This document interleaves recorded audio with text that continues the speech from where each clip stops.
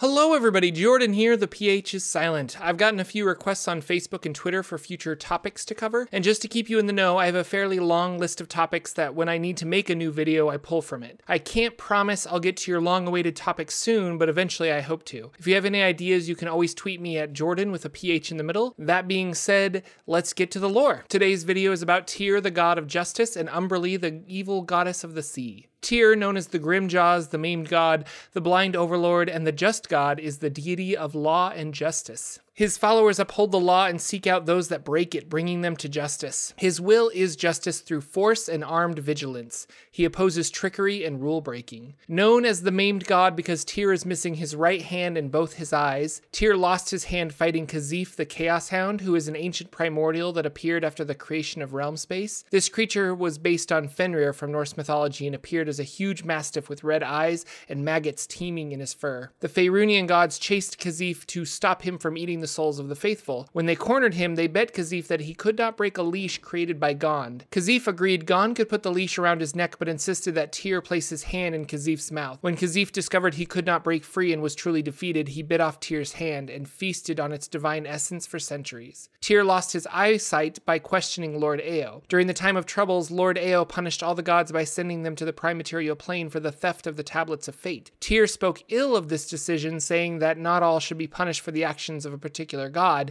It wasn't just. At that exact moment, Lord Eo took Tyr's eyes and he was struck blind. It was Ilmater who taught Tyr how to work through his disabilities, but being a greater deity, he wasn't set back by much. Torm and Ilmater serve Tyr, and all three are known as the Triad. Tyr's faith is popular, in part because everyone knows what Tyr expects of his faithful. The public can also trust Tyrans to be honorable, honest, just, and righteous. Judges, bureaucrats, and merchants tend to worship Tyr, seeing the world in clear-cut moral terms. They are the people who don't find mockery or parody amusing. Questioning their faith, their word, or even the law is not acceptable or understood. The Church of Tyr is highly organized. There are, unsurprisingly, rules for everything. At a Tyran temple, the faith can find lodging, healing, weapons, gear, and holy advice. There is a hierarchy to the temples of Tyr, and it is followed strictly. Reveal the truth, punish the guilty, right the wrong, and be always true and just in your actions, is what Tyr calls upon for his faithful. It's not about equality or fairness, it's about truth and punishment. In the wilderness, the priests of Tyr serve as judge, jury, and executioner. There is no law but that of the sword. In the city, they become lawyers or legal experts dispensing advice, and fees charged go directly back to the Church of Tyr. The fortress faithful in Tyr is the most popular temple of Tyr. There are organized clerics and knights, especially paladins of Tyr. Two church-sponsored orders of paladins are the Knights of Holy Judgment and the Knights of the Merciful Sword. The first tend to be lawful followers, and the second tend to be more good followers. In more recent history, Tyr killed Helm in a duel in 1384 DR when he mistakenly thought Helm stole Timora's heart. Soon after, in 1385 DR, Tyr gave up his godhood and his portfolio was absorbed by Bahamut,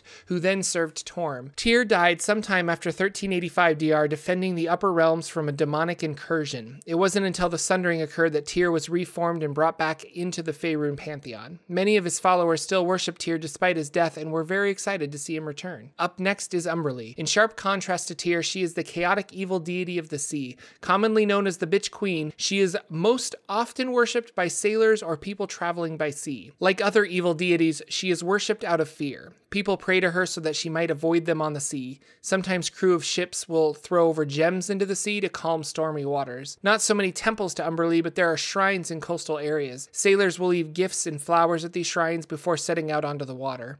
Merchants who have goods traveling by sea might also worship Umberlee, as well as island communities who could be frequented by oceanic storms. Umberlee lives in a flooded layer of the abyss and contests the sailors of Faerun with Saloon, who aids sea navigation through the stars. Umberlee is malicious, mean, and evil. She is vain and expects to be flattered and has a heavy greed for power. During the time of troubles, Umberlee lived in the Sea of Fallen Stars, destroying ships and creating storms. Evil and some neutral people follow Umberlee. Her priests and followers are extremely disorganized, though. All those offerings given up at shrines to Umberlee, her priests will travel between coastal cities and take them, often trying to demand more gold coin be left at altars to Umberlee for their benefit. They will throw buckets of seawater onto the shrines as if to say the Sea Queen has taken her gifts. The dogma of the church revolves around the sea as a savage place. The faithful of Umberlee have no ethical outlook on life, merely stating that if you wish to travel by water, you best pay the price to their goddess. Priests spend their time preaching fear of Umberlee into the hearts of others, looking for new followers who will worship out of fear. They preach doom and destruction in the form of oceanic storms that could destroy ships or coastal towns. Some places will pay priests of Umberlee to escort them along their oceanic voyage, hoping the Sea Queen will overlook them. The house on the cliff in Cormyr was the largest and most influential temple of Umberlee,